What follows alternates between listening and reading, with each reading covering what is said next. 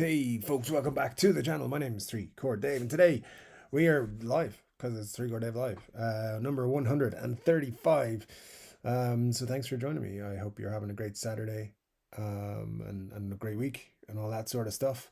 Um, I have a bit of a throatiness, which I should probably have reworded differently, but I have cough symptoms and tickly throat. So I may not make it the whole show. I'll do my best, but we'll see how it goes. Until then, though, it is 10 p.m. On a Saturday here in Ireland, which for you, my good friends, means that I'm going to say thank you for joining me. Have a great week. Let's have a great show and let's talk about guitars and music and all kinds of things. But for right now, just slodge it.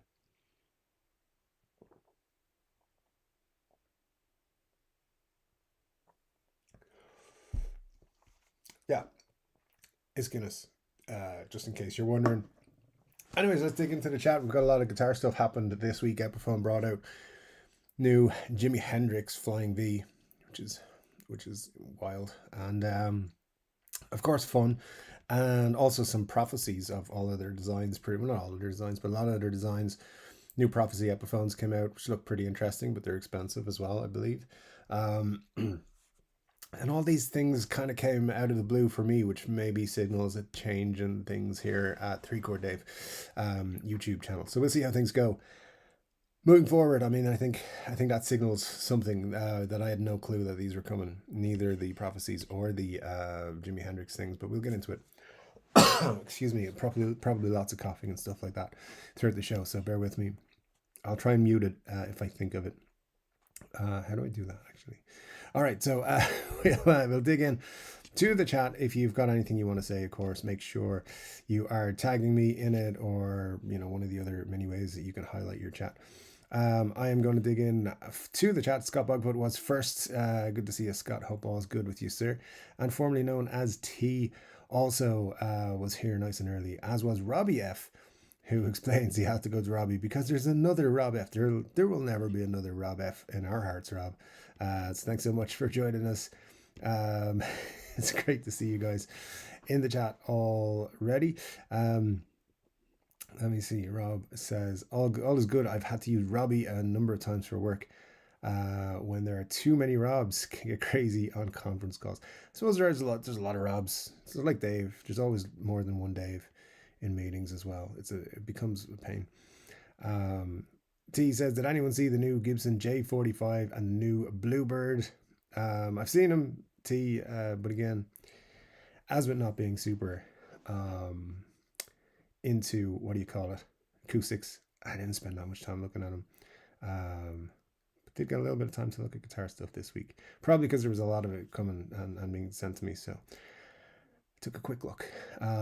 T says, nice looking guitars, but I think I'll keep saving for the Hummingbird Koa version. Thomann have a cool looking one.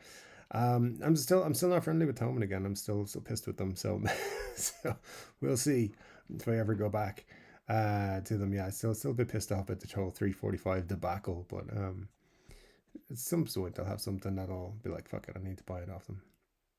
But right now, they're in my bad books. They're not getting Christmas card this year. Rob F says the replacement toggle switch for the Mustang plus Candy arrived Thursday from Sweetwater. I finished the rewiring this morning. My P90 sounds so much better with the 500k Burns pots. So you just ordered a toggle switch and they sent you the Candy as well. God damn it, Thomann, take lessons. I'll come back to you then. Sounds like a job. Well done, Rob, says T. I was watching this morning. I was watching Colin's video where he was changing up his Telecaster, which was kind of fun as well. But there you go. It sounds like a similar kind of job that he's doing. Ben Allmark says, hey Dave, hey all, hope you're all doing well. Good to see you, Ben. Hope you are well. As always, nice to see you in a few different chats this week. We have Richard Clark says, oh man, I got stuck at Lyle's channel and almost forgot. No worries, Richard. We welcome you at all times and stages and stuff like that. I think a lot of YouTube channels have decided it's time to try and muscle in on Three Chord Dave's time. or at least be close to it. I don't know. Or maybe this is just not a great time. I see other YouTube channels who are uh, a good bit smaller than this one. They get a lot more viewers on their live streams because they're at different times. So I find that quite interesting. So maybe Three Gore Dave Live has been at a bad time all this time. Because how many have we got? We got what, 21 people watching right now. It was less than normal.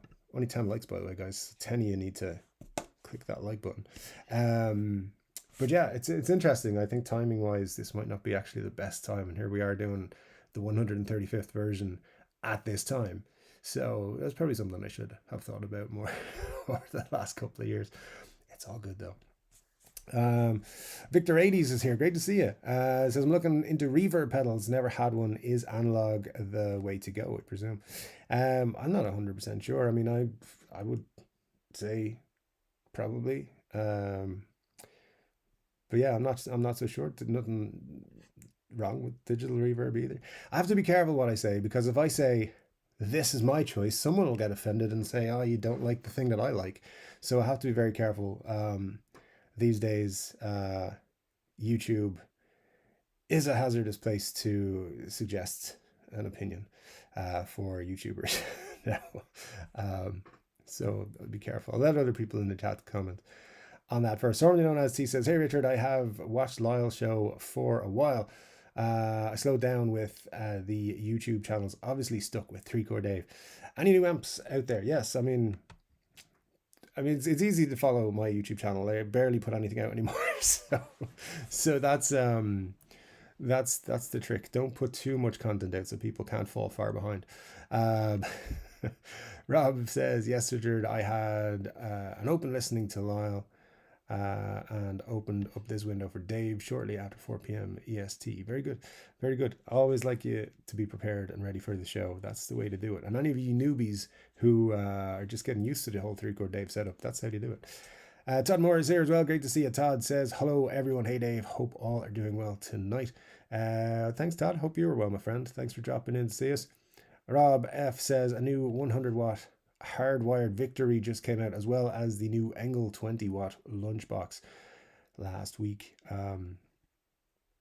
Very interesting. Yeah, I'm liking the look of the green Gibson amps they brought out last week during the week. I have no clue whether they're good or bad or terrible or whatever, but I like the aesthetic of them. So we'll see. I'm not in amp buying mode. Maybe in the new year. As I said, I am moving next month. I have to move. I have nowhere to move to, so we'll see what happens there. Todd Moore says, "I'm jamming on And Justice for All, as it's the album's 36th anniversary today. Pray for my neighbors." I would, but they've probably heard it before. they're probably used to it. I'm sure it's all good. Let me see. Rob says, "I'm sure you sound awesome, Todd Moore." There you go. I'm sure also, Todd. Yeah, good stuff. Formerly known as T says, "Rob F, I wonder what Andertons will bring out for their anniversary. They said September." In terms of amps, that's an interesting one. Andertons have a nice little collection of own brand stuff. So yeah, maybe they will. And I mean, like Thomann are putting out a 70th anniversary run of special offers, and some of them are exclusive gear items every single month as well on the first. So as I've fallen out of favor with them, or they've fallen out of favor with me, I haven't been checking it in the last month or so, but it has some really nice stuff at decent prices. So maybe Anderton's is going to be able to do something similar for theirs. I don't know. I haven't really been paying attention to what they've said they're going to do, but that would be cool if they had some nice gear coming soon. Victor 80s, "So much gear, so little money and room." yeah, that's the cost of being a guitar afflicted person. That's what I would say. Formerly known as T says, "Victor, I'd say most people here would like to build an extension." Yeah, or two. Absolutely. I mean, I have the big advantage when I do move that this room I'm sitting in here right now is 75% taken up by furniture that hasn't been used in 4 years. So if I get a similar sized place, it'll feel like it's much more spacious and have lots more room for stuff. We'll see how that goes, because I think last week there was 12 properties available to rent in the entire area. We'll see. That's just how crazy it is. Um, this morning, this afternoon, somebody sent me a link to basically a shed that was for rent, and I'm like, no, no. No. Anyways, so we'll see what happens. So someday, Three Court Dave Live might be coming to you live from I don't know, a villa in Italy, because apparently you can buy them for like 30 grand, like in certain parts of, or a house in Italy that's like, there's no young people there. That suits me. Um, so we'll see how that goes. Rob F says, I recently began to teach myself to sing and play guitar, so not so easy at the same time. Worse yet, my voice isn't loud enough for my preferred guitar volume. Looks like I will need a PA and a mic. Yes, definitely PA and a mic. Um, I don't know. I think when I started to learn to play guitar, it was like singing was kind of part of it. So I never had to separate the two or go back to learn to do it. The only problem is I'm just a terrible singer, so never got good at that part. Maybe I should take singing lessons. Um,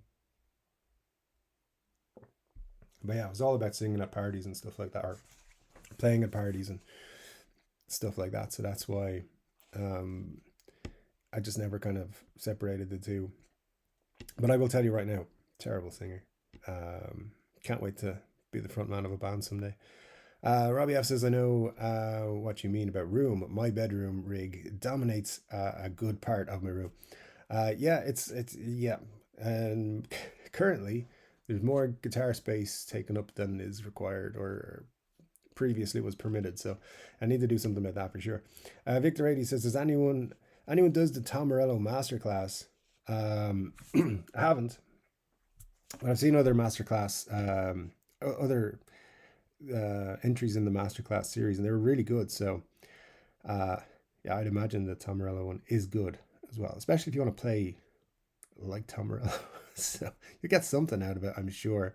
But they usually around this time of year do like a special deal where you get um, access for a couple of people for the same price, or two for one or something like that. So I would look out for a deal on them soon. I think, do I have an affiliate link with them? I think I may have. I'll try and look it up next week if anyone's interested. Scott says, do you have to start out on DJ equipment? Is that for Tom Morello? I don't know. I don't know. DMAC is here, says, G'day, all good to see you, DMAC. I hope you are doing well, my friend. Thank you so much for joining us. Ryan Byrne is here as well. Says, can't stay today, but have a good time. Thanks, Ryan, for dropping in. Say hello to us. If you do catch us on the replay or whatever, great to have you with us. Fister Roboto, great to see you, sir. Says, just made it just in time. Very good. Very good indeed. Glad to have you with us, as we always are.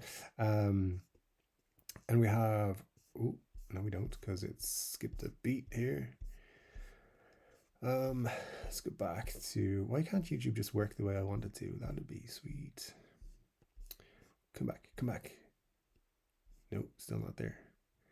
I'd say most people. There we go. There's Ryan Byrne. All right. Scott Bugfoot. Oh, I should have said this. Yeah, anyone new here, welcome. You'll have to subscribe and wait for a whole minute before you can comment in the comment section. Also, if you do, if this is your first Three Chord Dave live experience, or if you've been here before but you've never said hello to us, please do say hello. Most of us here are nice people. There's only one or two, but we keep most of them in check. As you can tell, I asked for more clicks on the like button earlier, and the correct amount has now been clicked, so we're doing all right. Thank you for that, everybody. But yeah, if you're first Three Chord Dave live, say hello. We won't bite, probably. Fister says, I'm going to put on some hot chalky milk. Tell Dave to wait till I'm back. Sorry, Fister. Hopefully you're back. I don't know. Let's see. Are you back on this side? I'm going to just assume you're back by now. I think that was about 10 minutes ago, so 15 minutes ago. So hopefully you are back. So thank you so much. Scott says, I watched Airheads last night.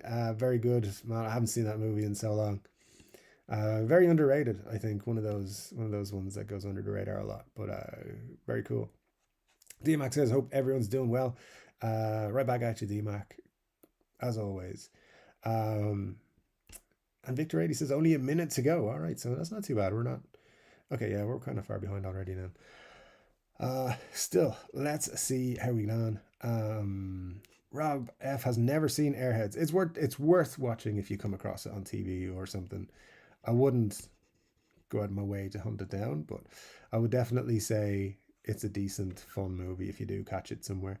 The sent one says, "Good evening, one and all. Hope we're all good. I've been drooling over the Hendrix V this week. Anybody else is just me. It's a thing of beauty, and I'm not a V guy on the whole." Um,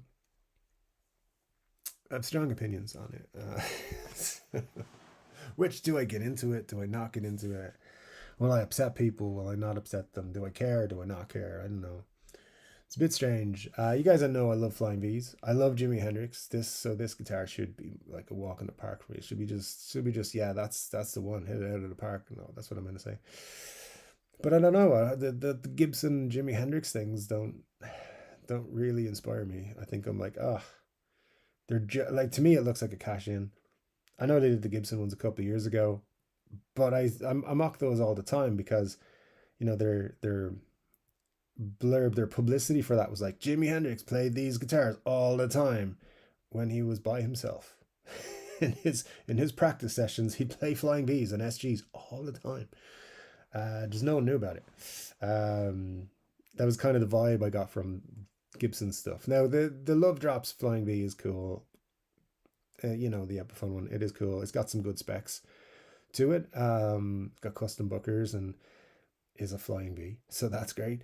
Yeah, I think it's cool. I think it's cool. I like it. I don't think I'd pick it up myself for a number of reasons, but which I'll keep to myself because someone will get offended.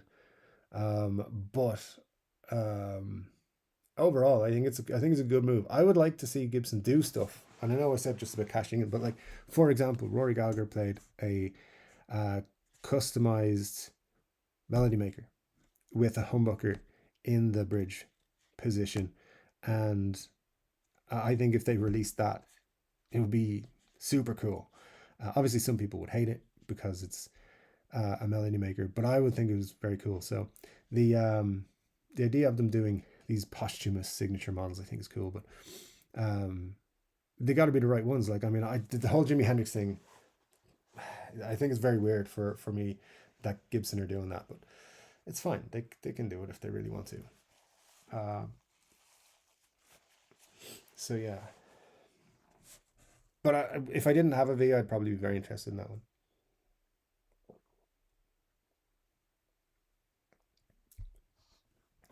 Victor 80 says, looking at YouTube Vox Amp 8060 VT, the rare blue one. Any thoughts? I have no idea what it is, so no. Hopefully somebody knows. Um, Scott Bogman says, was okay, better when it was new. Heavy Trip is way better. The thing about Airheads is it will have aged terribly. Uh, like a lot of 90s movies. Is it 90? Yeah, it's a 90s movie, right? So yeah, it's definitely aged poorly due to technology and stuff. T says there's buzzing and Hive. The bearded one is live. I think I'm gonna have to start thinking up rhymes through the week, not 2 minutes before the show. Come on, T, you must be working on these. Like this is how many weeks ahead have you got pre-planned? I want to know. But good stuff, man. Thanks so much. Fister says the sound one is it just a regular USA lineup? I didn't catch any guitar news the last couple of weeks. In terms of the Flying V, it's just a Jimi Hendrix signature model. Um, so yeah, it's just as far as I'm aware, they've just done the Flying V, right? They haven't done an SG like they did with Gibson a couple of years ago. But they also brought out a Prophecy lineup, which has all like SGs, Les Pauls, Flying V's, Explorers, and that's it, I think. Yeah, like those came out this week kind of quietly because nobody was paying attention because of the Jimi Hendrix thing. Rob F says, Victor 80s, I've heard good things about both Vox AC15 and AC30s, standard, not hand wired. Some of the others appear to be a bit iffy. There you go. That's more than I know about it. It's beer time, Sláinte people. Steve. I mean, yeah, absolutely, T. Sláinte, sir. Hope you're doing well.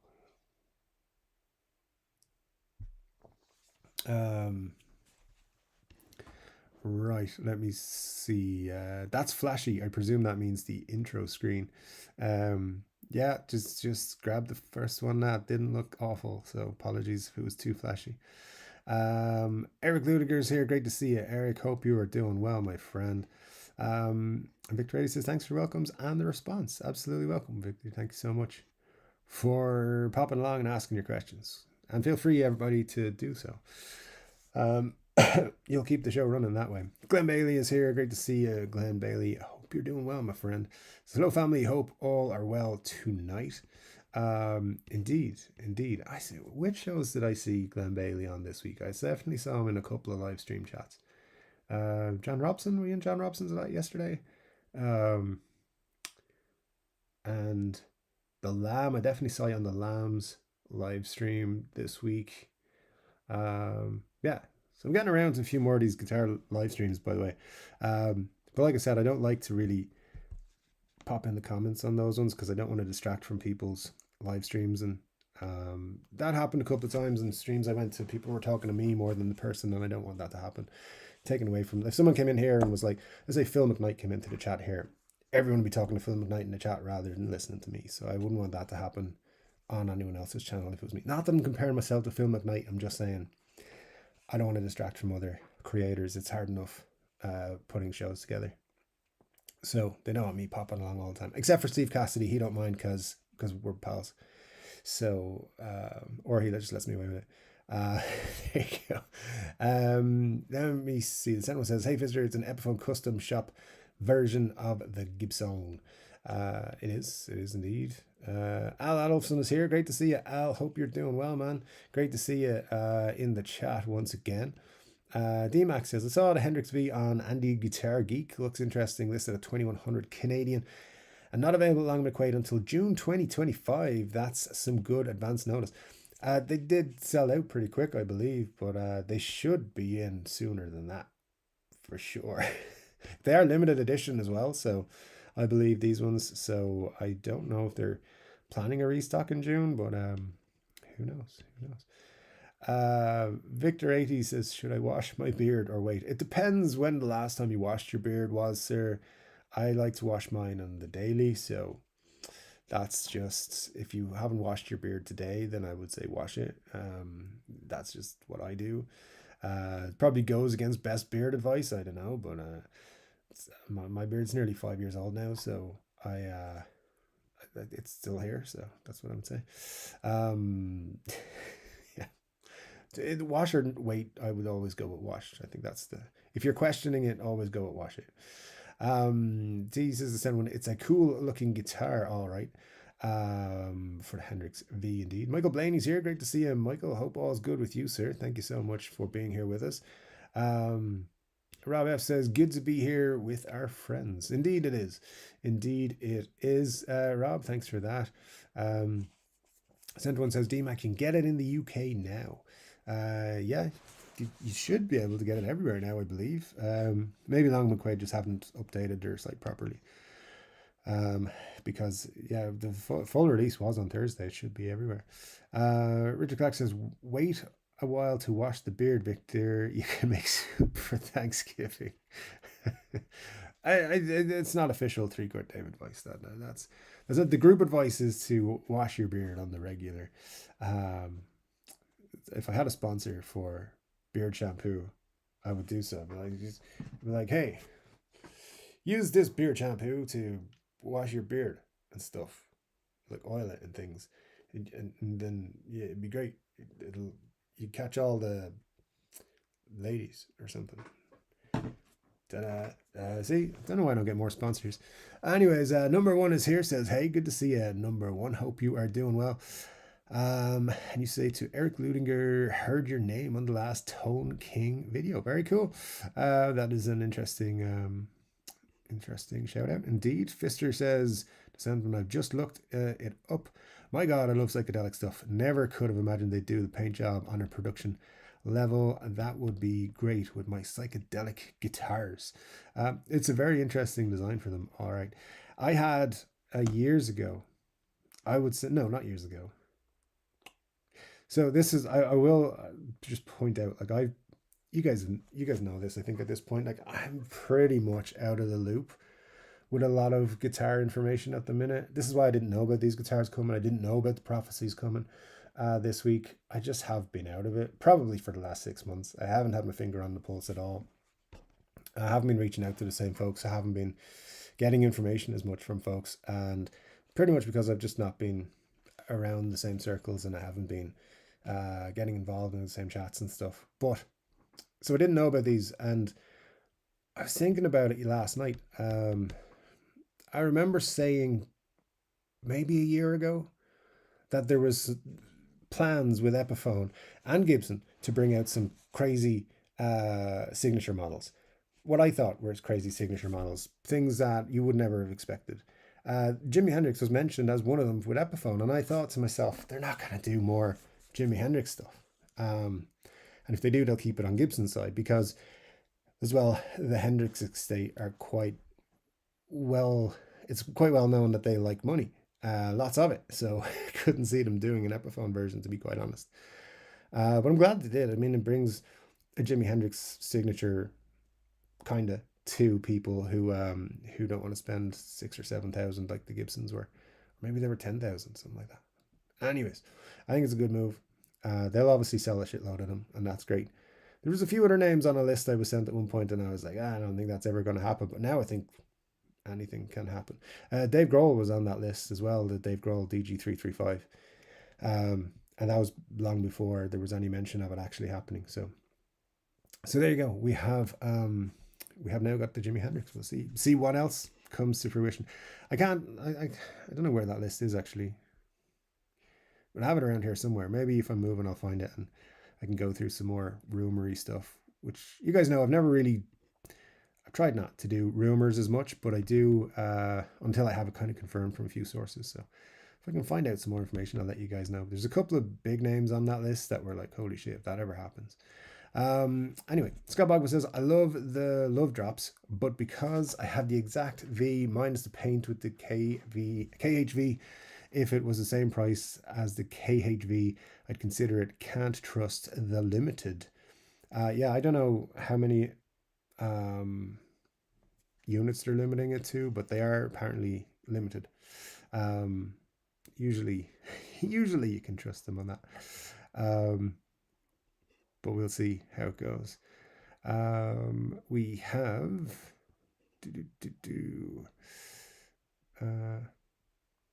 number one says, do we need a number one Rob too?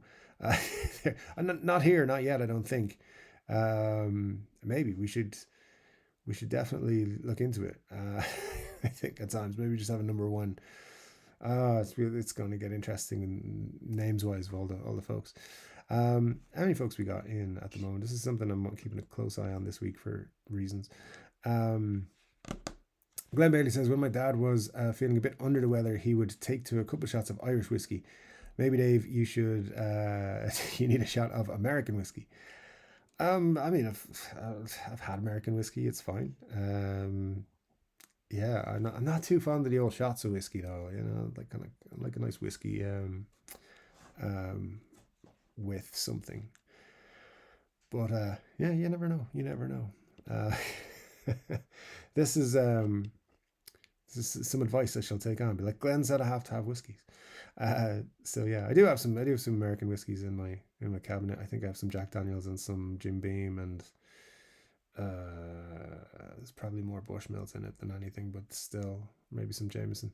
But we'll see. There's some stuff in there. We'll see how it goes. Maybe after the show, in about an hour's time. Richard Clark says, Scott, I don't think they're restricting the number of those Hendrix V's.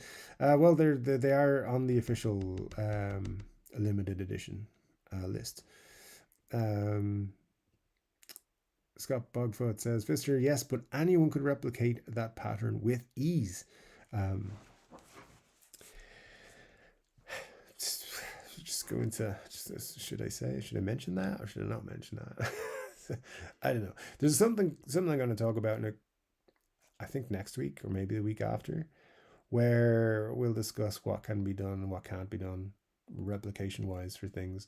I have a very interesting case study to show you guys very soon, and I think you'll dig it, and I think you'll also think it's crazy, but we'll get into it. It's not, I'm still working on it. It's still going to be a while, and I'm still very busy, so I don't know when I'll get to it. But hopefully, I'll have the main culprit next week to show you, and then the week after, I'm hoping I'll have everything together. I want to do like a video which will blow the guitar industry wide open. Or like 800 people will see it and it'll still be fun. We'll see what happens. Eric Luger says, greetings, Rico Dave. Sorry to see you're a little under the weather. A shot of bourbon with that beer should soothe the voice. At least you will feel better. Thank you, sir. Yeah, I mean, I don't know. I've never been a big shot guy, to be quite honest with you. But I will definitely take that advice on board. Maybe if there's some ginger ale inside. I do like whiskey and ginger ale. It's not my go-to, but I do like it, and I think there's some ginger ale left inside. So who knows? Maybe after the show, hit up one of those. Al Adolfson says, "Hey Dave, my daughter's nephew, my nephew's daughter, the other way around, will be attending Trinity next January. How far away is Trinity from where you are? I need to warn her.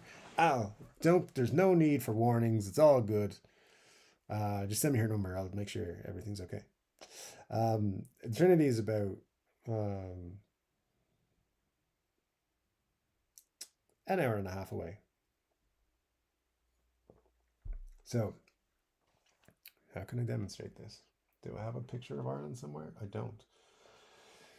Not within reach. But, so, I have to show it on something somehow. Let's just imagine this book here is Ireland. It's a little blocky, but you get the point. So Trinity will be up here, around about just in the old Dublin area here, and I'm down here. So no worries, not within walking distance. And Trinity, I'm barred out of Trinity anyway, but that's a long story. I'm not really. They don't know who I am. Number one says, I just finished Guitarista's video a few minutes ago, the one where he cracked his headstock while beating the hell out of it. Yeah, I was surprised at that. I mean, Colin's one of my favorites. I love his reaction to that. That was great. And by the way, sign up for Colin's VHX channel. You get his videos early, you get it without ads, and you support his channel, which is great as well. Just throwing it out there. YouTubers don't make a lot of money, especially guitar YouTubers. So if you do want to support a channel like Colin's, it's a really great way to do it. And it's not that expensive for a whole year of cool content like he puts out. So I would definitely say go and do that. Glenn says, Scott Bogford, yeah, limited in 2020. I bought the limited edition Epiphone 59 reissue. They were still limited till 2024. Yeah, but the thing is, Glenn, and this is the same with every this is the same with every limited edition, unless they say limited to X amount of models. It could mean they're limited for 10 years. They're limited until we stop making them. Technically, they are limited to that amount. And it's a marketing ploy that Epiphone have used. But it's one of those things you see. Sometimes you see people selling a guitar, say, in Reverb, you see this all the time. You see, limited edition Pro Mega Super Plus Ultra Part 4 7 Mega Boost. It's like, no, it's just a Les Paul Jr. What are you going on about? So I think it's just marketing spin for a lot of these things. Unless they actually say limited to X amount, I wouldn't take their word for it. Or it'd be like limited edition finish. Like, yeah, but you made 20,000 of them and you're going to sell about 4,000. So it's one of those things they get away with somehow, unfortunately. There you go. Mr. Roboto says to Scott, yeah, that's right. And I'm saving up for a Maybach SG, so it would be a waste. Excuse me. But it would fit very nicely with the rest of my trippy stuff. Nothing wrong with a collection of trippy stuff, to be honest. Rob says, I can't believe Colin took a rubber hammer to that poor headstock. I can't believe he didn't do it earlier.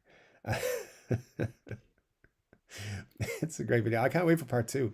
And just there's a lot of surprises. I'm not going to spoil Colin's video for you. Definitely go and watch it. The Guitaristas, he put it out this week. Some very fun stuff, and I like what he's doing with that guitar. It looks a lot better, to be honest, already. So there you go. Fister says, "Yep, I saw that too." I was like, "Oh, Colin, not again." I think Colin was like, "Oh, Colin, not again." That's what that was going on there. Glenn says, "Who hasn't hit the like button?" Yeah, give me the names. I will forward them to Marsha T. Oh man, I'm not getting involved in that. No, I don't want to. Don't want to be an accomplice to anything. Scott Bob says, "Dave, I'm expecting Joe Bonamassa to release a V this year as well. Um, I think if they are making high dollar Vs, I think they'll milk it. There's been a lot of Vs though in the last 18 months with Epiphone, right? So you have the Kirk Hammetts, you have the Dave Mustaines, you have the Karina ones, you have the they did the sparkly ones that were available for a while. Now you've got the prophecies. Now you've got the one that came with the. Did they do a custom inspired by custom Gibson custom one? Off the top of my head, I can't remember. They also did. Now they've got this Jimmy Henderson. There's a lot of E's out there where it had kind of been previously neglected in the market somewhat. So it wouldn't surprise me, but I think they're teasing another Les Paul with Joe, to be honest. I don't know. I haven't really seen anything about what he's putting out this year. Maybe he's put it on his Instagram or something. I don't know. But there's a lot of Joe Bonamassa Les Paul content coming out, both on Gibson's social media and I'm seeing on Joe Bonamassa's as well. So wouldn't be surprised if it's some sort of Les Paul again. The three chord Dave burst or something like that. I don't know. But yeah, I'd like it to be a V. I think maybe his last V was interesting, and they sell for a lot of money now. So they'll probably on the second hand market. I mean, so there will probably be a lot of interest in it. I would imagine. Um, okay, let's see. Rob says I've changed tuning machines on 3 Squires so far. I've never had any problems removing the old ones. Um, did you use a rubber mallet? Because maybe that's why. Maybe you had no trouble because you didn't use a rubber mallet. Scott says I'm expecting either an Amos reissue for those of us who missed the first one or version with a Bigsby. Interesting. Flying V's with a Bigsby would be an interesting model for them to put out. Oh well, what would they do it? I don't know, man. That's a risky one. I'd like to see them do it. I think it'd be fun. Because I do think they look great, actually. So we'll see. We'll see. I've talked a few times about them putting out an Epiphone relic line. I think when they do eventually do that, they'll start with a Joe Bonamassa signature model. I think it's very fitting if they do. So we will see. Again, I have no updates on where that is. The last I heard, they were trying it and they weren't really cracking it. See what I did there? So we'll see if they ever get around to it. I think it'd be cool. Some sort of road worn series like what Fender do. But yeah, I think the first one will be like a Joe Bonamassa signature if they get around, if they get it right. And they won't put it out unless they feel like they get it right. That's the thing. Robbie F. I'm going to keep going back between Rob and Robbie F. I was the third like behind Scott Bogfoot and T. That's cool, man. It's all good. Appreciate you so much, sir. And DMAX says Justice is still my favorite Metallica album. Really great memories cranking that record. Where is the Saint Anger disrespect coming from? I'm just kidding. I did see a YouTube channel saying that recently. What was it? Who was it said that it was? I'm not even that big a Metallica fan, so I'm not even sure if that's the name of the album. Is it Saint Anger? I think it is. You know their terrible album, the really, really, really bad one that everyone hated.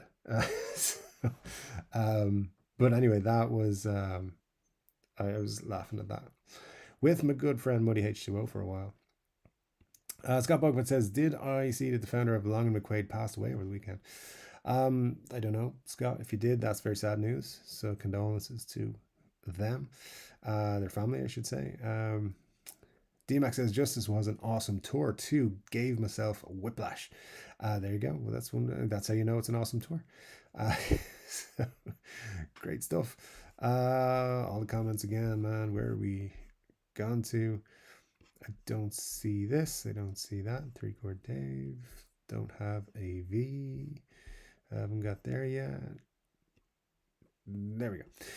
Victor says, I don't want lines from furrow brow, so I relax them. Now I get a weird sensation in my forehead. I do not recommend this. I regret relaxing the technique. All right. Well, I don't know. I feel like I feel like I'm not,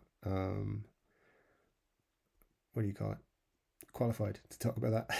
DMAX says, yes, Scott, we have a memorial on, they have a memorial on the L&M website. Well, there you go. Condolences then to that gentleman's family. Michael Blaney says, yep, I can't sing either. I mean, as long as, I mean, I forget that when I'm inebriated, I forget that I can't sing. And I become the world's greatest karaoke singer. Um, but before that point of inebriation, I will sing karaoke and just be bad at it. But when I'm sufficiently lubricated, best karaoke singer ever. I've had many compliments of my drunk karaoke singing, and a lot of the opposite of a compliment to my sober singing. But that's, there you go. There you go. Glenn says, Scott, I'm sorry to hear about his passing. Indeed. And number one says, I need more room too. I live in a 900 square foot with 74 guitars and 13 amps. It is crowded. Yeah, that sounds pretty crowded. You know, you may as well add on a couple of new rooms. Guitar storage is required. Joe Marauders here. Great to see you, Joe. Hope we're all good there. Says, hello, guitar kids. Thanks, Joe. Appreciate it. Let me see. We've got time check 22:18 from Glenn. Thanks, Glenn. I am way behind. Thanks. Do appreciate the time check. 10 o'clock time to rock, says Joe Marauder. Yeah, it's good as time as any to rock indeed. First time I saw Airheads uncensored, basically the same though. I can't remember what would be censored in it. Probably just the language, I'd imagine. But yeah, good stuff, man. Joe says that Hendrix V is so sick. It's pretty cool. It's nice that it has custom bookers, which is a good move. I believe one of the better things they're doing is putting custom bookers and things now. Number one says, I'm eyeballing the Hendrix V very hard, but I'm in a recovery period from recent purchases. Doesn't seem to be a limited edition, so it should be fine. I bow out and to your idea. If it's not limited, that's great. I would be careful not to wait too long because they definitely will sell out, and yeah, I might have to wait at least for a restock, but we'll see. Michael Blaney says the Hendrix V is $14.99 on Sweetwater. Yeah, I think it's about $14.99 here as well, from what I looked up. Descent one says hopefully the Hendrix family get paid though. Oh, they do. They they get paid regardless. They are ruthless in terms of if you even insinuate it's a Hendrix related product, they get paid. Even think about making a Hendrix product, you owe them money. So yeah, there's no way they're not getting paid, especially because they're clearly out there with the Hendrix money. They're notoriously hard on things like YouTube videos, like people doing tutorials and stuff on Jimi Hendrix songs. They were notoriously hard on that for a long time. Any kind of music that was even similar to Jimmy's, they try and crack down on. Which I get it, but you know what? They just, I mean, I'm sure they've made a lot of money, but they're very, very strict. Their lawyers and legal people are all over everything. So Gibson wouldn't be putting out anything with the Hendrix name on it unless it was all covered. So yeah, I'm sure they're making a good bit of money off the sales. Joe says, I heard they were all in and helped design it. That would not be unusual. Yeah, they pretty much get in with everything that's gonna have Jimmy's name on it. Which is probably, I mean, if I was part of the family, I would do the same, I'd imagine. DMAX says, I played the entry level Silver Sky the other day and really liked it. Surprised me how much. There you go. Yeah, I still haven't played one. So not super interested, but there you go. When He's Hurt is here. Great to see you. Says Heavy Trip and Deathgasm are the really fun movies. Howdy, folks. Great to see you. My knees hurt. Hope you're well. Joe Marauder says PRS SE models are so good. I concur, my friend. I have had three through my hands, and they were all pretty good. And yeah, I've never really come across one, even checking guitars out, that I didn't like. So yeah, I would be in the same camp as you. Some people don't like PRS at all, but I'm a big fan, to be honest. I miss my PRS that I sold. I shouldn't have sold it. My Custom 22. It's a great guitar. You live and learn. There's always the one that got away, right? Lost a couple of those in the last couple of years. There you go. A Fender Hendrix Strat is like 600, 700 less. Um, the KHV, which is the same, is like it's like 400 less. The paint is the only thing making it cool, and it is very easy to DIY. Nobody would even notice. Well, I would say the custom bookers make it a special. Like those custom bookers are worth $500 a set, so probably bring you up over that then if it's only 400 less. But there you go. I mean, that's probably a good way of doing it, to be honest with you, Scott. If you're anyway DIY inclined, for sure. Um, excuse me, guys. Give me 1 second. I just need to clear this old throat out for a second. I'll be back in about 20 seconds.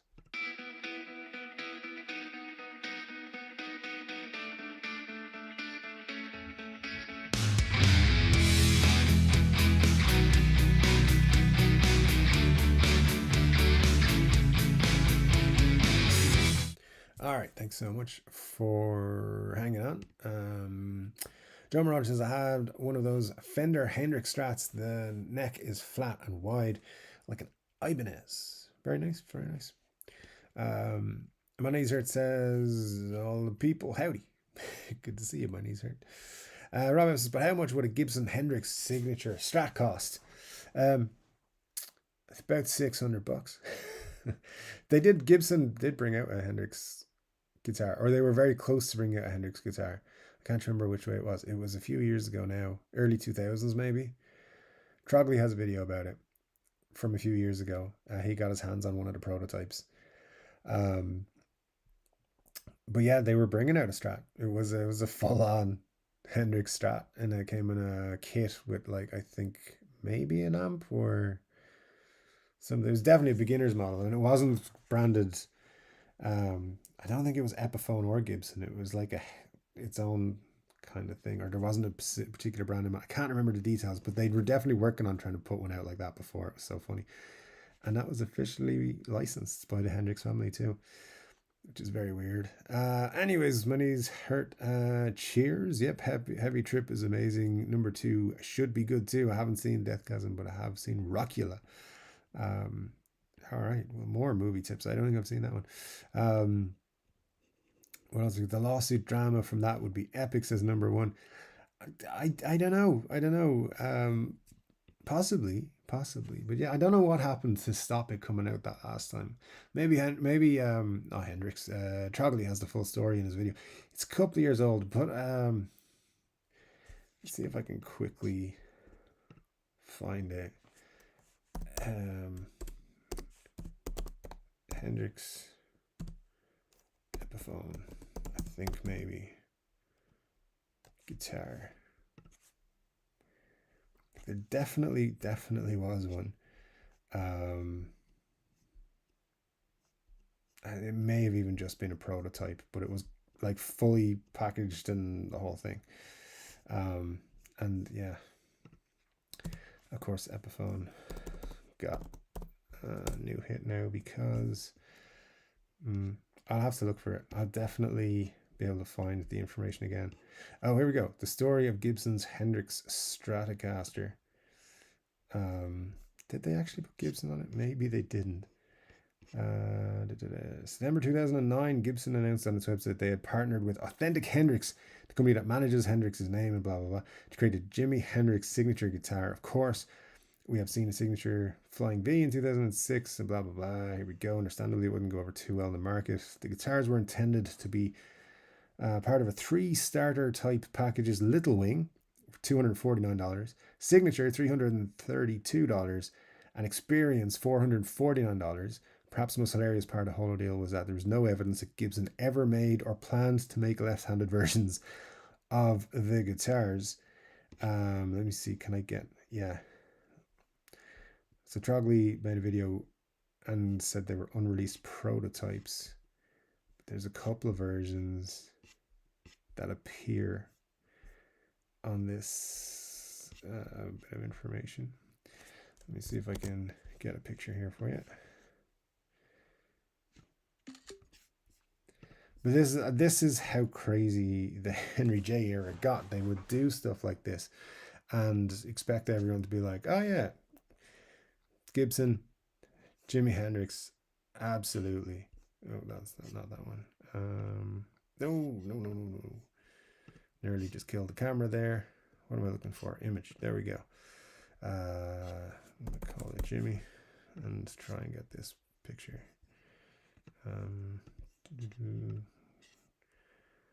So we can show you what this thing looked like. It was, it may have been approved by the Hendrix family, but it was absolutely awful. They were just basically cheap guitars. There you go. Yep, that is a Gibson product over here. Ooh, no, don't move me. Move the thing. No. All right, I don't even think I can move it now. Oh, it's all effective. Anyway, there you go. You see it. That is a Gibson Jimi Hendrix signature model that they tried to put out in 2009. As far as I'm aware, it never actually made it to market, but that's the kind of goofy shit they were doing. Let's go back to YouTube for the comments because I see a super chat from a good friend, Todd Moore. Thank you, Todd. Says, cracking open a bottle of Guinness draft and firing up the grill for a porterhouse steak. My Saturday evening tradition now. Sláinte. Thank you, sir. Sláinte to you, and enjoy your steak and your Guinness. Absolutely. Anyway, it's enough sidetracking about Jimi Hendrix Gibsons. Scott says, I still might get a love drops if there's one kicking around and I have money, but they say limited, so yeah, we'll see. I think they're going to sell out, to be quite honest with you. At least the initial run. I don't know if there's going to be more. Rob F says, yes, it will be entertaining. A Strat with an open book headstock. Funnier things may be on the way. Who knows? Manizard says, hello everyone I missed. I'm half lurking, half cooking Asian inspired foods. I like Asian inspired foods, so enjoy. I don't see our Marsha T. I hope she's okay. I'm sure Marsha will be along at some point. She knows what time it is. Grandpa Joe is here. Great to see you, Grandpa Joe. Hope you're well, sir. Thanks so much for dropping in. Scott says, I hate cooking anything longer than it takes to eat it, and I eat fast too. See, I'm the opposite. I'm a slow eater. I take my time. And then I do also hate cooking though. So yeah, it takes too long. Then you got to clean up. T says fish is the solution. And Scott says, I don't do fish. You'd never know if I'm doing. Fish is great, man. What are you talking about? You gotta have fish in your diet. Glenn says, I'm a 3-foot beard Dave. Fully endorse Slick Snow Beard shampoo. I'm not sure if that's offensive, Glenn, and to who it's offensive, but I feel like there's some offensiveness in there somewhere. I'll need to consult my legal team to find out who is offended by it. Everyone on YouTube's offended by something, so I'll get back to you, but thanks. Ebenezer says, Mister, they're cooking pad thai, but I may switch it up and use rice instead of noodles. Interesting.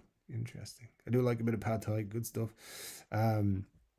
Michael Blaney says, Epiphone, crazy signature models, maybe too expensive. I think they're getting there. I think they're getting to a point where you're. This is again. I've been saying this for years now. At least a couple of years. The signature models are going to be the expensive things. We're seeing that with the. Have I got a picture? Something that I actually think is really cool, and I hope that they extend this beyond the market it's intended for. I definitely have this picture. Where is it? I know where it is. It's on my phone, so I can't send it. So there's a Japan/Asia exclusive Epiphone inspired by Gibson Custom coming out. I don't have dates yet. This is the one thing that I have been involved in. It's a 1955 Les Paul Standard. It's very, very cool. Let me see if I can get this picture to import into this program to show you. I don't know when it's coming either, which is annoying. But I think we're seeing it this month. But you have to be in Japan to order one. So let me see. We're trying to get an image. Come on, let's do it this time. Let's do it. We have to go in there and oh god, it could be named anything. Nope. Where's today? There we go. Oh, it failed. No, it didn't. There it is. All right, so there you go. Look at that. That's pretty cool. Epiphone Tech Matsumoto, Japanese market, um, Japanese slash Asia market exclusive for 1955 Les Paul standard.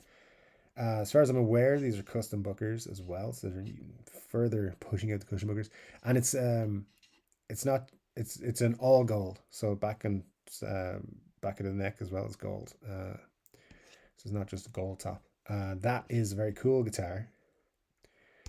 Another signature model they're bringing out as a whatchamacallit, one of those higher end Epiphones. I wouldn't be surprised to see Joe Bonamossa's signature this year be a inspired by Gibson custom chop as well, and all those kind of things. So they're getting expensive, but they're also bringing out some very cool models on the more affordable side of things, like I mentioned in a video a few months ago now. So it's just about what you want. Like if you want one of those 1955s, you're going to pay about 1,500 for it probably. If you want something more traditional, you can get that for like still whatever it is, $600 or whatever. But they're definitely putting that spin on it, where those higher end Epiphones are causing more money. And like John Marauder says, Epiphone is crushing it. They are. They're putting out some kick-ass guitars. They really, really are. I'm not knocking anything that they're doing, because I think they're doing some really great models. Even if it's stuff that I don't like, there's stuff that I do like, and there's stuff that other people, if I don't like it, other people will like it. You know, it's all good. The pricing is a bit there, and this is why, and I've said this many times, I wish they hadn't just kept the Epiphone name on these things. I think they should have brought back Orville or Maestro. No, they probably couldn't do Maestro because of the pedals, but whatever, they could have done something to differentiate the three different tiers that they're going to have now: Gibson Epiphone and Super Epiphone. Let's call it. But hey, they're making great guitars. If you can afford them, it's awesome. And if you just can't reach that price point, you probably get a good deal on the used market as well. So worth keeping an eye out on things like that. My niece Hurt says, Scott, I usually cook meals that take a long time because it kills time. Last time I made 30 odd ravioli. That's a lot of ravioli. So yeah, good stuff. Excuse me. Upstairs to the right, music. Good to see you, Mike. How are you, man? How's it going, brother? It's going okay. I mean, if I didn't have this cough, I'd be flying. But yeah, it's kicking my ass this weekend, to be honest. And I got a lot of work to do. So it's just gotta roll on. It's all good though. It's all good. We'll get through it. Fister says, yeah, I never liked Epiphone. This one is one I might consider. Might. There you go. Hey, that's all good. Like, there's different people have different opinions on different brands, and to be honest with you, they're all your opinion is valid for you. That's all that matters. And what I mean by that, because again, I want to go back over everything, not to upset anybody, but if you like something, that's all that matters. That's what I mean. It doesn't matter if I like it or don't like it, or if Todd Moore likes it or you and you don't like it, whatever. Todd likes it, he can buy it. If you don't like it, you don't have to buy it. It's great. We're living in a great time for guitars, because there's so much choice and so much great stuff out there right now. Not just Epiphone, Gibson stuff. Some brands are just knocking it out of the park on an unbelievable level right now. It's a good time to be a guitar person. Anyways, we'll go into that at another time, I'm sure. Scott says, Dave, is the next DG335 going to be black or gold? I believe gold is going to be the next one, but I don't know when it's coming. I wouldn't be surprised to see it in January, say, for example, but it could come before the end of the year. And anyone who doubts that they'll put out another Dave Grohl, why then would they list the current one as Pelham Blue? And what I mean by that is, in the advertising, there was like Dave Grohl DG335 Pelham Blue on the posters and stuff that they put out. It wasn't just in the sales descriptions. So they're definitely bringing out other colors. It's just a matter of time. The gold one, I think, will be the next, but we'll see. They'll probably just put the black one out to spite me. My name says, if I see noodles in the store, I will buy some, Rob. There we go. Good noodle recipes are good to share. Glenn says, hello upstairs to the right, Mike, hope you're doing well. Joe Marauder says, between Pure S, SE, Fender Mexico, and Epiphone, there is no need to spend $3,000 on a guitar anymore. I don't think there's ever been a need to spend it, to be quite honest with you. But there will always be people who want to, and that's the key. Always be people who be like, no, the SE, I'm not buying a Pure S SE, I'm not buying a Fender Mexico, I'm not buying an Epiphone. Even though those guitars, especially now, are better than ever and are really good guitars, there is always that also The dopamine hits a little bit different when it's a Gibson or a USA Fender or USA PRS or whatever it does.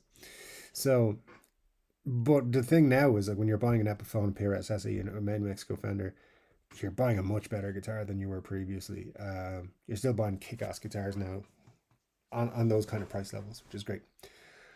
Um, so DMAX says, I've seen a few more Gibson SG and Les Paul tributes still around in stores. I'm more inclined to get another tribute for 1700 Canadian than a $200 Epiphone. Um, I think that's prudent, to be honest, unless it's an Epiphone with certain features that you particularly want, or you like the finish better, or you like something about it better. I mean, price for price. If they're yeah, like if it's a Gibson that's cheaper than the Epiphone, I think it's a smarter move, to be honest. But that's me personally, so everyone else will have a different opinion, I'm sure. Let's see. Joe Marauder says 14.99 minus 15% equals 12.75 plus tax. Okay. So, there you go. Glenn says, Joe Marauder, I think you're right about not needing to spend 3K anymore.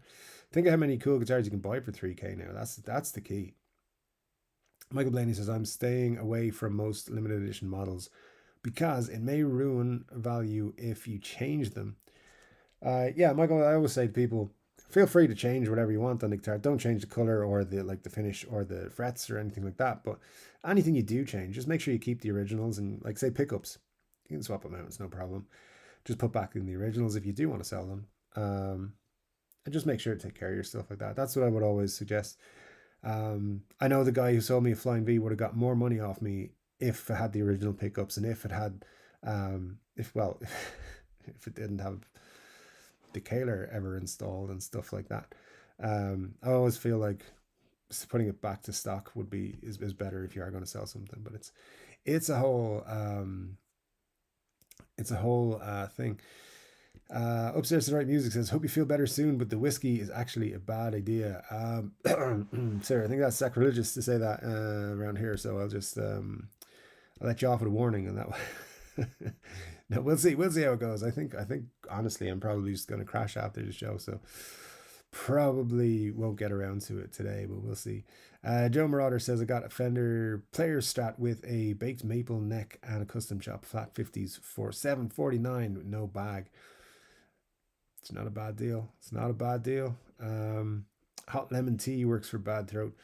It does, yeah. My dad used to always have a hot whiskey for anything like this. He'd put cloves in it and just hot water in the whiskey and a lemon, slice of lemon with cloves in it, and usually woke up right as rain the next day. So I don't know. I don't like it. So I don't like that. So we'll see how it goes.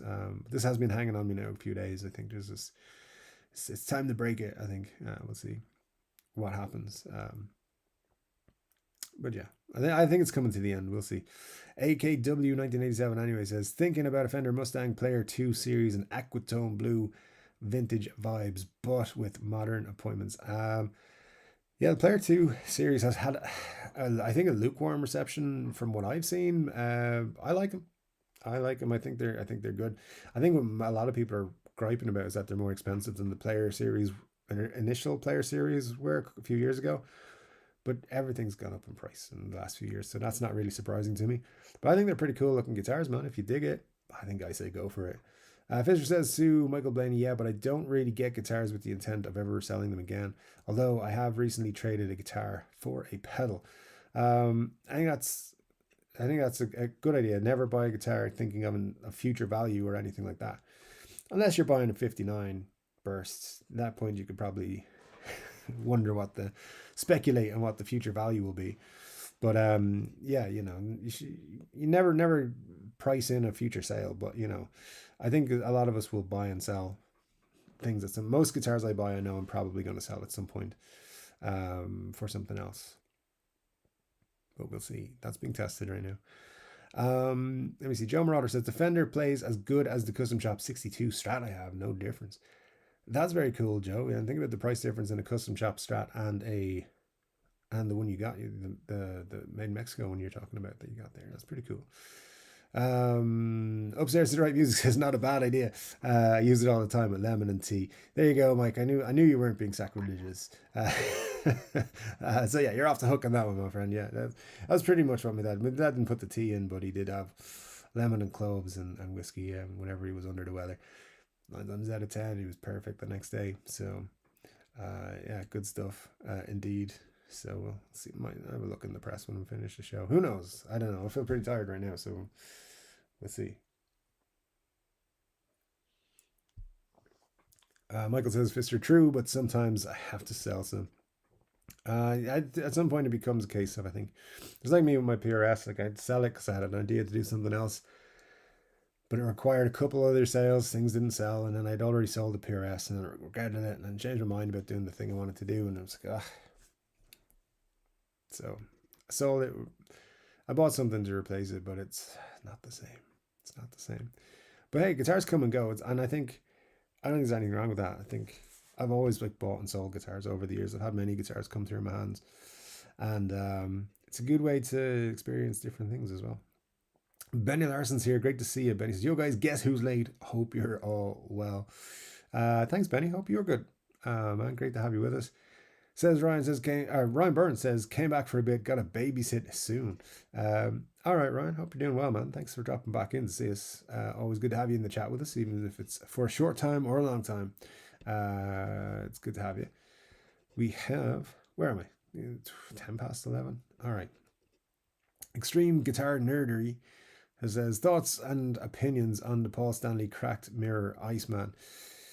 Uh, it depends, right? Because so extreme guitar nerdery depends. Do you like the Iceman in the first place? Some people like it, some people don't. Some people think it's a very cool guitar, some people don't. I'd probably sit somewhere in the middle. I think it's cool, but it wouldn't be something I'd have on my must own list at the minute. But I think it's nice. I like it. As a model, definitely something I would try out. The mirrored finish. Well, if you've seen the collection with Gibson TV with Paul Stanley, and he talks about how like you know the originals were actual pieces of mirror, and he would cut himself on it all the time. That's a little bit reckless, in my opinion. It's a cool looking guitar. It's a cool effect, and I think it's always like say if you were playing one of those live somewhere at a gig, I think you get a lot of compliments and a lot of attention for that. So if that's your thing, that's cool. I'd like one in Pelham Blue, but I like everything in Pelham Blue. So that's where I would go on that one. But yeah, they're not bad. They're not bad. I'm sure other people have different opinions.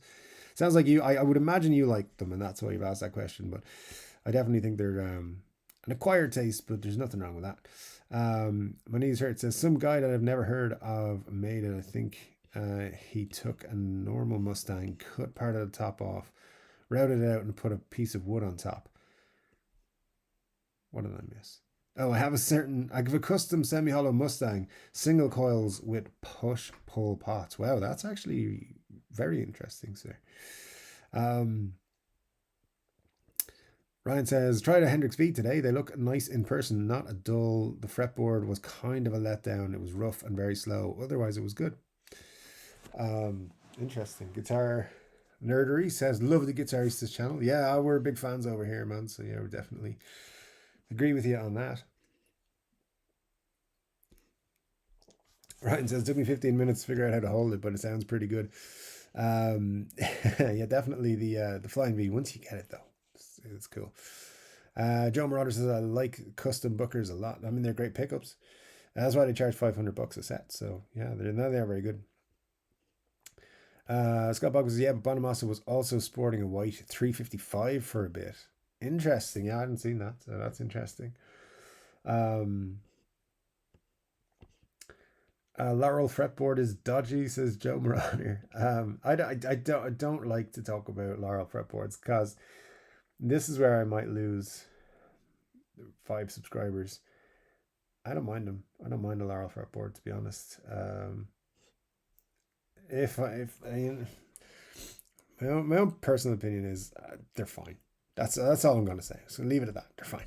So, I don't want to upset anyone, and clearly there are strong opinions on it.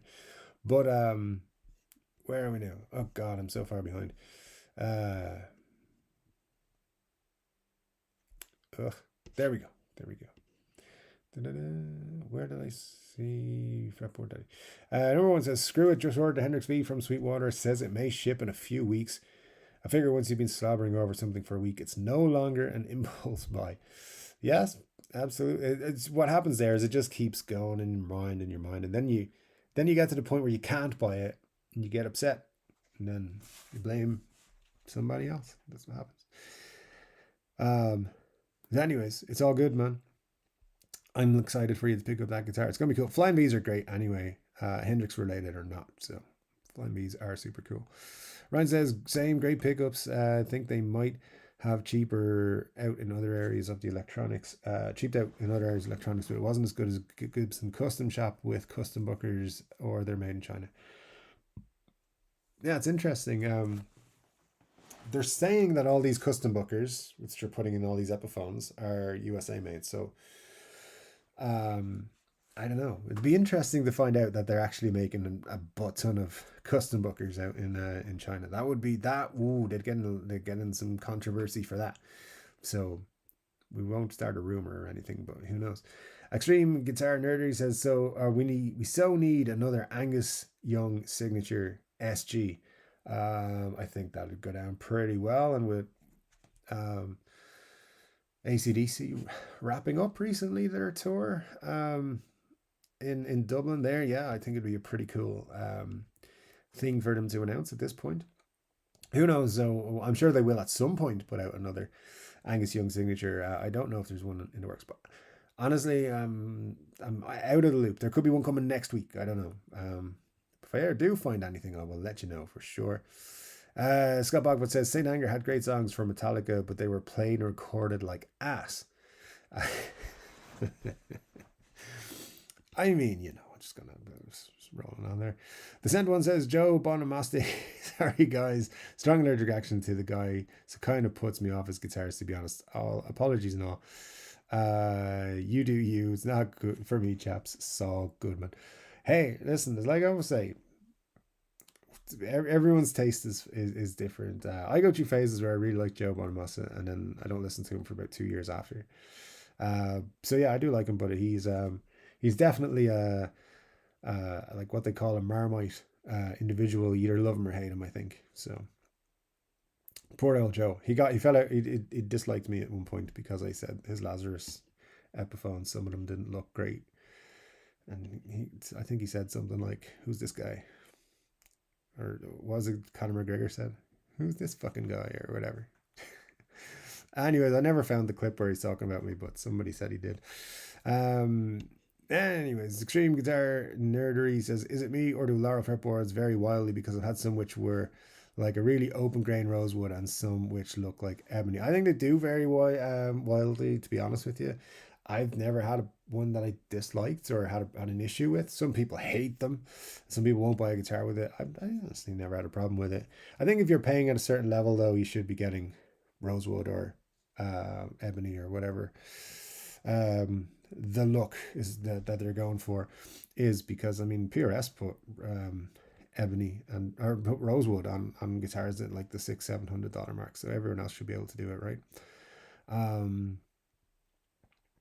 Let me see. I'm gonna have to start moving quickly because I've got about 15 minutes left. So if I do miss one of your comments or anything like that, I'm not ignoring you. I'm just trying to get through things as much as possible. So apologies, but if you do want to tag me in something, if it's very important for me to say, or you want me to make sure you read it, there's a couple ways you can do it. You can hit the super chat button and say it there, or you can just tag me in it, and I should be able to see it as we go through.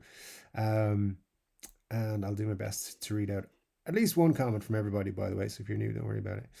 And I'll try to keep all the conversations in make some sense of it all. Scott says, Dave, your thoughts on another Bob Marley Epiphone Les Paul? I mean, I don't really have thoughts on that. I mean, it'd be fine. I wouldn't be opposed to it. So there you go. Ryan Burns says the Rory Melody Maker would be great. Also, if they It would be cool if they did his Gretsch Corvette. Yeah, yeah. Especially with all his guitars going for sale like next month in Bonhams in London. If they were able to like look at his collection and be like, it's time to put out some Rory Gallagher collection guitars, guys. And I know it's different brands and stuff, but there's some really cool stuff. It's not just his Strat that he played as well. Like I think the Melody Maker would be Gibson's way of doing it, and um, if we had, obviously Fender could put out a few different ones. He's a Telly that he used for a while, and he's the Strat as well. And like you say, the Gretsch. So Fender could put out quite a few across their brands. It'd be very cool. Let me see. Michael Blaney says, I'm getting more open to the expensive Epiphones. I think what it is, Michael, sooner or later they'll bring out an Epiphone that's expensive that you're like, oh, that's a very cool guitar. I'm gonna pick that up, even if it is $1,800 or whatever. Because they're gonna keep bringing them out and they're gonna make cooler and cooler ones, and then eventually you'll see one, you'll be like, I gotta have that one, and you'll do it. Because the equivalent Gibson wise will be like 6 or 7 grand, so it'll be worth it in that way. Yeah, I definitely think they're going to keep pushing it, and they're going to put more and more cool stuff. Like look at that Matsumoto one. That's a very cool guitar. I'd be very tempted by that myself if there wasn't 40 guitars on my wish list right now. Glenn Bailey says, so for the second week in a row, I have been successfully ghosted after sending an offer $20 less than the asking price. I even asked if there are open offers. I missed the days when only women ghosted me.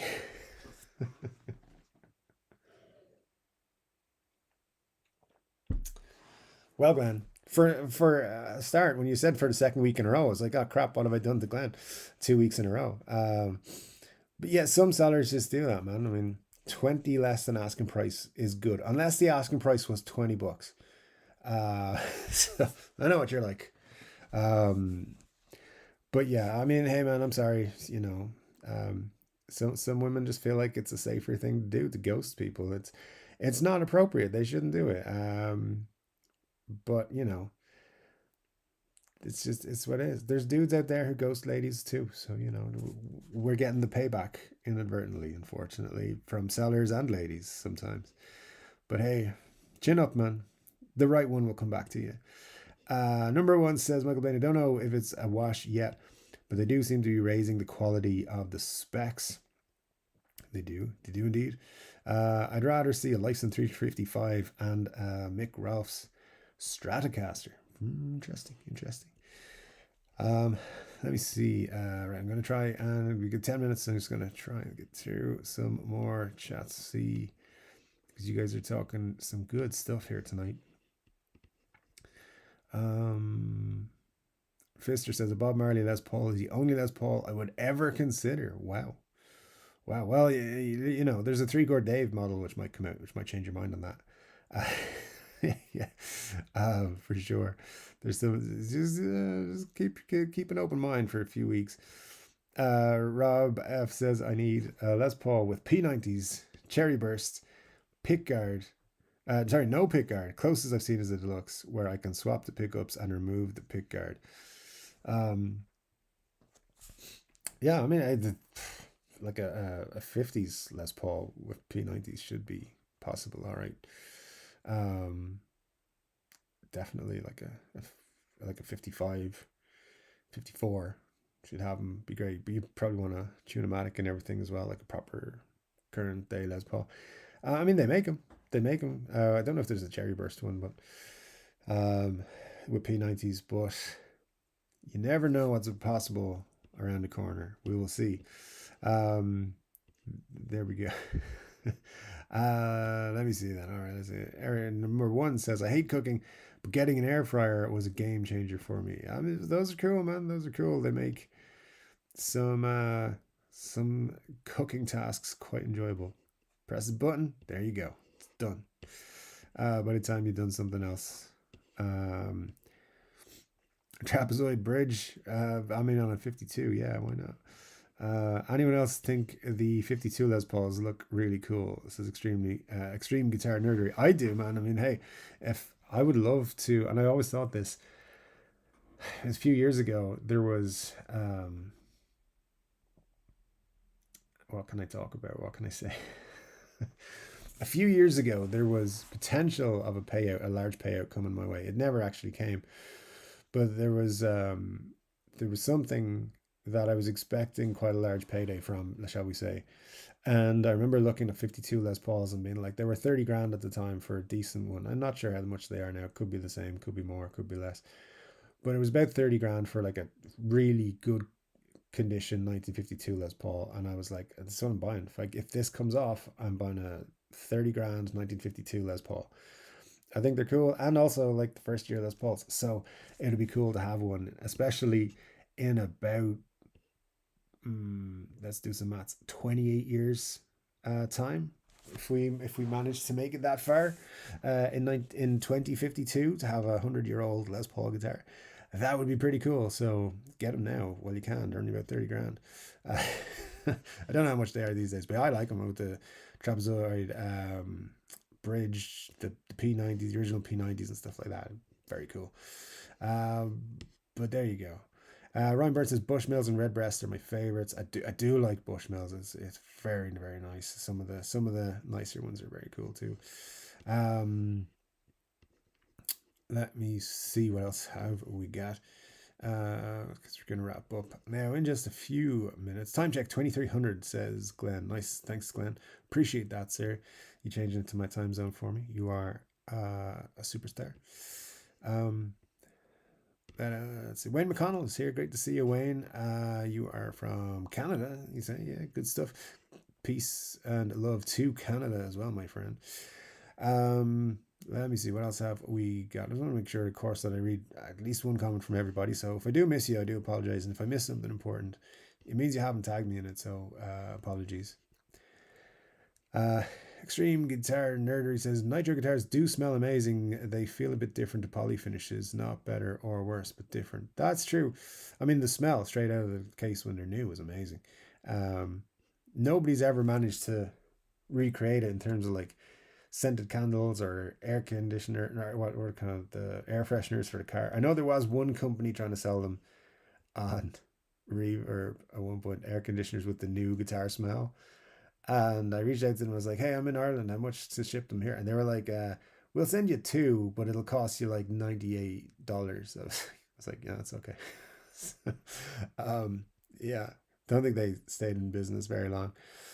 But anyways, and the funny thing was I would have given them a free spot of like, here's what I found, and it does smell like, or it doesn't smell like Gibson, and like a new nitro finished guitar. But yeah, nitro finished guitars do have that little different feeling to them. And it's not better or worse, as I've said before many times. SG specials, I decided for the Epiphone over the Gibson. Sold the Gibson because I preferred my, and still prefer my Epiphone SG. Scott says, Dave, at this point, do you think high-end Epiphones are killing the lower price models that Epiphone offer? I see lots of Epiphone buzz, but no real interest in a core line. It's a great question, man. I wish you'd asked it at the start of the show. The uh, I don't think it's killing Epiphones because I think there's always going to be great value in Epiphone guitars in some way, shape, or form. Their core lineup, however, doesn't change very much.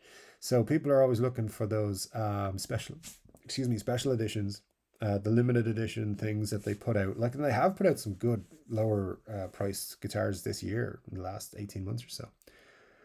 So I would say I don't think it's really happening and having an effect on the Epiphone stuff. I think what it's happening more as in the lower price Gibson stuff. And people are looking at Epiphones where they would have just initially just gone, no, I'm just going straight to the Gibson. Now they're looking a bit more at the higher end Epiphones. There will still and always will be those people who say, well, I'm not paying Gibson money for Epiphone guitars. That's just they can't do anything about that. And I think that's one of the things that is a misstep, because if it was a different brand name, let's just say Orville, if they brought back Orville and that was your middle, it's not Epiphone, because Epiphone, and I love Epiphone. I'm not taking anything away from them. I'm not saying anything negative when I say this. Epiphone is regarded as the budget brand, and the people who want to spend $2,000 on a guitar, there's a lot of them don't want to buy Epiphones for that money. So it's a great question, Scott. I think there is definitely, and I think they've probably built it in where they know on both sides there will be people questioning should they pay that much for an Epiphone. But I think in the long run, they're going to make really great guitars and people are going to forget it. And they're going to be like, okay, it's worth it because they're great guitars. So that's what they have to be. They have to be brilliant. And as long as they keep them being brilliant, they'll keep selling them really well. So we'll remain to be seen. I'm behind them anyway. I think I think it's great. I'm looking forward and I hope they do really well. That's about all I can say. Hopefully Cesar's my friend again now that I said that. Uh, I don't think he will. Number one with the super chat. Thank you so much. Says, because you could have bowed out but stuck with the show and you weren't feeling 100%. Now, thank you, sir. I do appreciate it. It never crossed my mind to bow out. I just wasn't sure I'd make it all the way through. So here we are. We're wrapping up nicely, I think. Extreme Guitar Nerdery says it's definitely time for Epiphone to refresh or inspire good time. Couple of nice finishes, couple of different things would be nice, but you know, I don't hold out too much hope for it. I don't think that's high on their list of agendas. Fister says the Guitarista's channel is the reason I stumbled upon your channel. Good day. Thanks, man. Yeah, Colin and I have a mutual respect going on. So I love the guy. I think he's great, and appreciate that very much. Mustard is here. Great to see you, sir. Hope all's good. And let's see, can I get through some more comments and chats? Make sure I get everyone here. Dave, did you? Rocky H says, did you like the new inspired by Gibson Les Paul Customs? I'm not a big Les Paul Custom person, especially because they tend to be black and white, and those are not the colors I would choose. I would like an early 80s Les Paul Custom and like Sunburst. Those are great. When they did those, I like them a lot. But I think they're great guitars. I mean, they're not bad. If I was going for the inspired by Gibson Custom, I would go with the Les Paul standard because I think that's very cool. But yeah, I'm not really a Les Paul Custom person, but I can appreciate them for what they are. I think they're nice. Yeah, absolutely. Scott says I need to write a Ghost Woman song. You do, and we all need to check it out. I would definitely be up for that.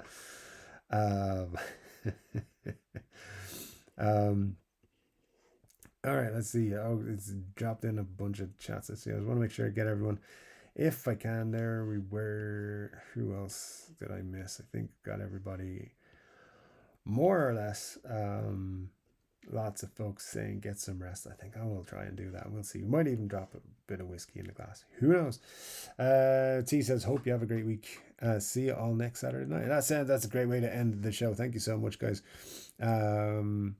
Yeah, always love seeing you. Here's Eric Lopez. Sorry I missed it. Good afternoon from sunny South Texas. Good afternoon, Eric. Hope you have a great day.